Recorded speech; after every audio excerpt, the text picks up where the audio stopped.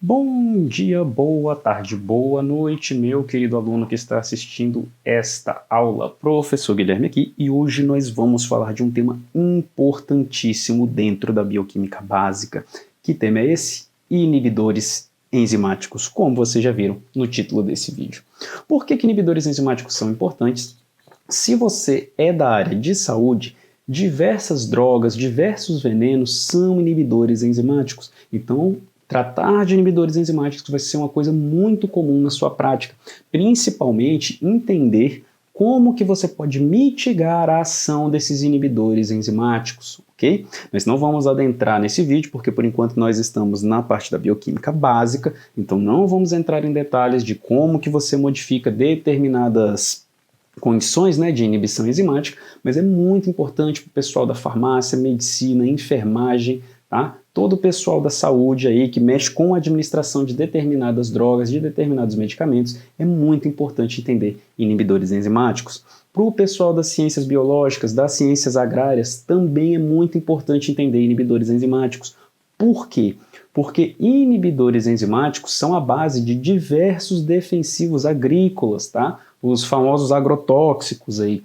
Esses defensivos agrícolas que às vezes matam, sejam pestes ou sejam herbicidas aí, né, que vão livrar o campo de ervas daninhas, coisas do gênero, geralmente são, muitos deles, né, são inibidores enzimáticos também. Então é importante nós entendermos o que é que está acontecendo com as nossas enzimas-chave ali que estão sendo afetadas, ok? Então vamos nessa, iniciar o nosso estudo de inibidores enzimáticos. Vamos lá. Então vamos lá. Primeiro de tudo, a gente pode separar os nossos inibidores em dois tipos, os inespecíficos e os específicos. O que é um inibidor inespecífico? O inibidor inespecífico é aquela molécula que ele vai desativar, ele vai tirar aí uma parte da eficiência de qualquer enzima. Ele não discrimina por como aquela enzima se comporta, qual é o substrato daquela enzima, qual é o local daquela enzima, ele não discrimina por nada. Qualquer tipo de enzima ele vai atacar, certo? Um tipo comum desses agentes inespecíficos são agentes desnaturantes, como por exemplo o SDS, né? O SDS ele é um composto comum nos sabões, né, nos detergentes. O que o SDS faz? Ele elimina as interações dentro de uma proteína, as interações fracas que mantêm a estrutura terciária de uma proteína unida. Então ele lineariza aquela proteína, traz ela para sua estrutura primária. Uma enzima que esteja em sua estrutura primária não tem a sua função, ok? Uma outra coisa que nós temos que é um agente desnaturante também é a ureia, funciona de uma forma parecida. Então todos esses agentes desnaturantes, eles vão quebrar a estrutura terciária da nossa proteína e, consequentemente, né, essa proteína, que no caso é uma enzima, não vai mais funcionar. Então vai inibir ela de uma forma inespecífica. Inibiria ela como também inibiria qualquer outra proteína, ok? E nós temos então os inibidores específicos, a nossa segunda classe de inibidores. Os inibidores específicos, como o próprio nome sugere, eles são mais específicos. Eles vão inibir um tipo específico de enzima ou uma classe mais restrita de enzimas, ok? E aí nós temos vários tipos de inibição. Nós temos inibições que são do tipo reversível, né? São inibições que esse tipo de inibidor, essa molécula, ele acaba se soltando da enzima em algum ponto, ok? Essas inibições reversíveis podem ser subdivididas em três tipos, que são os competitivos, os não competitivos e os incompetitivos. E essa diferença, principalmente entre não competitivos e incompetitivos, confunde muita gente e a gente vai focar nisso já já. E nós temos também os inibidores, né, que são irreversíveis. Então essa molécula que vai se ligar neles, esse grupo funcional que vai se ligar neles, ele não solta sozinho, tá? Ele não vai soltar. A gente vai ver o que é isso daqui a pouco. Vamos começar com a nossa inibição reversível competitiva, tá? Por que ela tem esse nome competitiva? Porque o inibidor, a molécula que vai funcionar como inibidor, ele faz o quê? Ele compete pelo sítio ativo da enzima. O sítio ativo é aquele local onde vai se ligar o substrato e vai ali a enzima trabalhar em cima dele para fazer a sua reação. Nesse caso aqui, o inibidor ele é de certa forma similar ao substrato.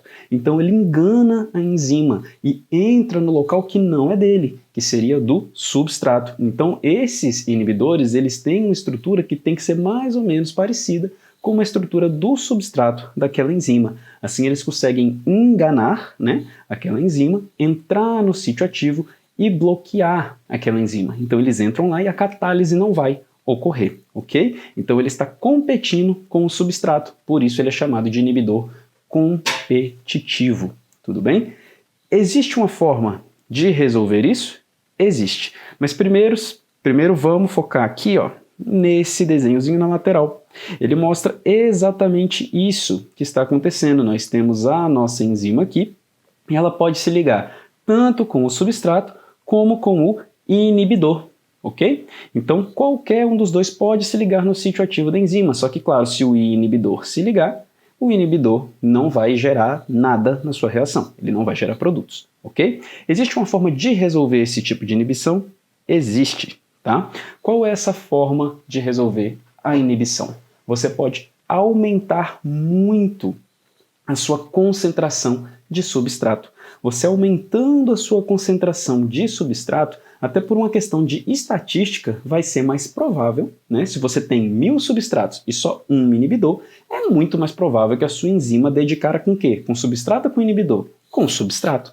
Então, uma forma de você reduzir, de você mitigar esse tipo de inibição é aumentar a sua quantidade de substrato, ok? Aí a sua enzima vai ter mais chances de trombar com o substrato ao invés de trombar com o inibidor. E aí a sua inibição é mitigada ou até mesmo eliminada se a sua quantidade de substrato for muito superior à sua quantidade de inibidor, tudo bem? E como que isso afeta a cinética enzimática? Lembrando, já temos o vídeo de cinética enzimática. Cinética enzimática é uma coisa importante. Se você não lembra, vou tentar deixar o card aqui ou botar aqui embaixo na descrição. Olha lá o vídeo de cinética enzimática, porque senão essa parte que eu vou te falar não vai fazer sentido nenhum, ok? Não vamos pular etapas. E o que que acontece? Quais são os parâmetros aqui que estão envolvidos? É de novo o Km e o Vmax, ok? Que estão explicados lá no outro vídeo. O Km, o que que vai acontecer? O Km não era uma medida de afinidade, certo? O Km a gente não usava ele, de grosso modo, como uma medida do quão aquela enzima gostava de se ligar no seu substrato? Pois então, como aqui a gente tem agora um competidor que está se ligando em parte do tempo com o sítio ativo no lugar do substrato, o meu Km vai fazer o quê? Ele vai piorar. Vai ficar parecendo, ele é um Km aparente, ele é um Km falso, vai parecer que o meu Km aumentou. Lembrando, tá? Vou escrever aqui para vocês. Km alto igual pouca afinidade, tá? E o Km baixo significa alta afinidade. É o contrário, tá? Se o Km... Eita, foi tudo para frente. Se o Km é baixo, tá? Nós temos uma grande atividade. Se o Km... Grande atividade não, uma grande afinidade. Se nós temos um Km alto, nós temos pouca afinidade. Tudo bem? Então aqui o que vai acontecer? Já que a afinidade diminuiu, o Km sobe. Ok? Então é isso. O Km vai se tornar um Km aparente, que vai ser aumentado. Se antes ele era 1, agora ele vai ser 10. Ele vai parecer que piorou, né? O Km que piorou a afinidade, porque tem esse inibidor aí roubando o tempo de contato com o substrato. E o Vmax? O Vmax continua igual, ok? Porque se você aumentar a concentração de substrato, você ainda pode chegar na sua velocidade máxima da sua reação. Então, o Vmax continua igual, o que muda é o Km, tudo bem? Agora, galera, vamos entender como funciona a nossa inibição reversível incompetitiva, tá? Como é essa inibição incompetitiva? Aqui o inibidor, ele vai se ligar num outro sítio, não é o sítio ativo mais, ok? Ele vai se ligar num outro lugarzinho. Mas tem um detalhe, ele só se liga nesse lugar quando o substrato já entrou no sítio ativo, tá? Então vamos dizer que ele é um inibidor cavalheiro, ele fala substrato, você primeiro. Depois que o substrato dá as costas e entra dentro da enzima, no sítio ativo da enzima, aí ele ataca e dá a facada dele, inibindo a enzima, se ligando a um outro sítio, um outro pedacinho, mas esse outro pedaço só aceita que ele se ligue após a interação com o substrato, ok? A gente pode ver isso, cadê a canetinha? Aqui, ó. Esse é o sítio para o substrato e esse é o sítio para o inibidor. O substrato se liga primeiro, e aí essa pontinha aqui, ó, que em teoria vai aceitar o inibidor, só após essa ligação do substrato é que ela vai aceitar o inibidor. Ela vai sofrer uma pequena modificação depois que o substrato se ligar a ela, ok? E aí ela vai aceitar o inibidor. Então o substrato primeiro, depois o inibidor. Quando o inibidor está ligado aqui, obviamente ele não vai deixar a reação ocorrer, tudo bem? Então o que vai acontecer aqui? O nosso complexo enzima-substrato não vai se desfazer, porque não existe formação de produto. O inibidor não deixa que a reação ocorra, tá? Então o substrato está ligado, a enzima está ali, mas o inibidor está travando ela em um outro sítio que não é o sítio de ligação, o sítio ativo da enzima, tudo bem? E nesse caso, tem alguma coisa que a gente pode fazer? Por igual a gente tinha na outra situação, que podia aumentar aí a concentração de substrato e isso resolveria o nosso problema? Aqui não. Por quê? Porque aumentar a concentração de substrato só vai criar uma coisa. Se eu tenho mais substrato, tem mais chances da minha enzima encontrar um substrato e formar o complexo ES, o complexo enzima-substrato. Se eu tenho mais complexo enzima-substrato, o meu inibidor vai achar, ó, lindo. Ele vai achar maravilhoso, porque é só no complexo enzima-substrato que ele consegue se ligar e inibir a atividade da enzima. Então, nesse caso, aumentar o substrato vai piorar a situação, tá? Então, se for num caso clínico, por exemplo, com um paciente, seja num tubo de ensaio, com um animal de laboratório, alguma coisa do gênero, tem que tomar cuidado aí, porque aumentar a concentração de substrato vai piorar o efeito, caso a gente esteja falando de uma droga ou de um veneno, algo que seja nocivo. Tudo bem? Aqui, galera, analisando essa equação, onde a gente tem os caminhos, né, que formam e desformam o complexo enzima-substrato, o que a gente vai ter como efeito principal desse inibidor reversível incompetitivo? Ele vai aumentar o quê? Ele vai aumentar o nosso tempo no estado enzima-substrato. Por que ele vai fazer isso? Porque ele vai aumentar aí o R1, tá? O nosso tempo no momento, né, enzima-substrato. Por que ele vai fazer isso? Ele faz isso porque ele remove aqui o R2, e remover o R2 aparentemente faz parecer que o KM vai aumentar, né? Porém, ao remover o R2, nós temos muito, mas muito mais desse tempo aqui, né, como enzima substrato, né, que também pode ser representado pelo R1, tá? Então a gente vai ter mais tempo nesse complexo enzima-substrato, porque não tem como ir adiante, não tem como ir para o R2, tá? Então ele fica muito mais tempo nesse estado aqui. Meu KM vai diminuir, ok? A enzima vai parecer mais específica do que ela realmente é, mas é só um KM falso, tá? Ela aparenta estar mais específica, mas é mentira, é só um efeito do inibidor incompetitivo, ok? E o meu Vmax, a minha velocidade máxima, o meu Vmax vai diminuir, ok? Por quê? Porque a minha reação não está acontecendo. Se a minha reação não está acontecendo, o meu Vmax diminui. Tudo bem? Agora a gente vai para um parecido. Mas cuidado, não vamos confundir esses dois. A gente agora vai estudar a inibição reversível não competitiva. Ah, professor, não é a mesma coisa? Não, não é a mesma coisa. Incompetitivo é um tipo de inibição, não competitivo é outro tipo de inibição, tá? Aqui, gente, nós temos um caso especial de inibição mista. Vai ser a próxima inibição que a gente vai ver, a inibição mista. Mas eu prefiro falar desse ponto agora, tá bom? Porque fica mais fácil da gente compreender comparando ele direto com o incompetitivo, tá? Então, o inibidor aqui, ele vai se ligar a outro sítio, tá? Que não o sítio ativo, igual acontecia antes, tá? Só que aqui tem um detalhe. Aqui não precisa que o substrato esteja ligado, ok? Ele não é tão cavalheiro, ele não fala você primeiro substrato. Não, ele pode se ligar antes ou depois do substrato, tanto faz. Ele vai ligar em outro sítio, que não é o do substrato, ele vai se manter ali, e se o substrato chegar ou não, isso é problema do substrato. O que importa é, ele não vai deixar, esse inibidor não vai deixar a nossa reação acontecer.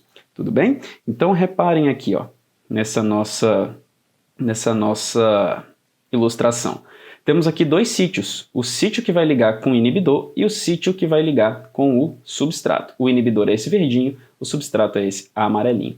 Então nós temos aqui a situação onde o inibidor está sozinho ali dentro. Então repare que ele não precisa que o substrato se ligue primeiro. O sítio do inibidor, nesse caso da não competitiva, está sempre pronto para receber o inibidor, ok? Mas caso ele esteja aqui, ó, repara que essa enzima ela parece um grampo. E caso ele esteja aqui, o que vai acontecer é que esse grampo não fecha, então a reação não acontece, ok? Porém, caso ele não esteja, caso ele acabe não encontrando a nossa enzima, o grampo se fecha, essa enzima que parece um grampo, e ocorre a liberação do nosso produto. Como isso altera a cinética da nossa reação? Altera da seguinte forma, o Km continua igual, tá? Por quê? Porque esse inibidor não afeta a forma como o substrato vai se ligar, porque ele não compete pelo sítio ativo, e ele não afeta se o substrato vai ficar preso lá, como ele fazia no incompetitivo, e não vai ser solto pela enzima na forma de produto. Ele não afeta isso de uma forma tão forte. Então ele não tem essa relação direta com o substrato. Então o Km continua igual, não muda a relação de afinidade da enzima pelo seu substrato, mas o Vmax diminui, porque todas as vezes que o inibidor estiver ligado à nossa enzima, a reação não se completa. Beleza? Ele é o mais complicado assim da gente fazer generalizações, tá? Porque aqui o inibidor consegue tanto se ligar na enzima livre quanto ao complexo enzima-substrato, mas a afinidade dele vai ser maior por um ou por outro, tá? Então aí cada caso vai ser um caso, por isso que nós temos aí na equação, nós temos esses alfas aí, ok? Que são o quê? Os efeitos próprios desse inibidor, que é o efeito da ligação ao complexo enzima-substrato e o efeito da ligação na enzima livre, tá? Então esse caso aí é necessário dados experimentais e você analisar caso a caso, o que pode ser que está acontecendo ali. Por isso eles geralmente são menos cobrados nas provas mais simples, porque é difícil você fazer generalizações, você precisa olhar para os dados, entender bastante aí de enzimologia, de cinética e enzimática, para conseguir ver o que está acontecendo. Então geralmente eles são menos cobrados nas provas. Ok, e aqui a gente pode ver os dois casos clássicos aí de um gráfico mostrando as diferenças entre inibidores competitivos e não competitivos, tá? Então, como é um inibidor competitivo? A gente sabe que ele tem o mesmo Vmax, então aqui ó, ele atinge o mesmo Vmax, mas ele tem um Km diferente, porque o Km dele é mais ou menos aqui, tá? Enquanto o Km da enzima normal é mais ou menos aqui. Então o Km aumenta, tá? Porque ele é competitivo. O nosso inibidor está lutando com o substrato pelo sítio ativo. Isso faz parecer que o nosso substrato não tem tanta especificidade pela nossa enzima, quando na verdade ele tem. Então a gente tem o nosso Km aparente que é aumentado, ok? E aqui nós temos o gráfico da não competitiva. Então repara, olha a diferença de tamanho. Isso tudo aqui. Isso tudo é uma diferença no Vmax. Então o Vmax, a nossa velocidade máxima de reação, vai ser alterada, ok? Porque a reação não consegue ser efetuada com esse competidor, mas o Km continua igual, tá? O Km continua igual porque o inibidor é não competitivo, ele não tem nada a ver com o substrato. Esse aqui é um gráfico clássico que cai direto em provas de bioquímica básica, certo? Tá. Qual é o inibidor competitivo, qual é o inibidor não competitivo e mostrar para ele onde está o Km, onde está o Vmax, esse tipo de coisa. Agora você já sabe, beleza? E como é que funciona a inibição irreversível?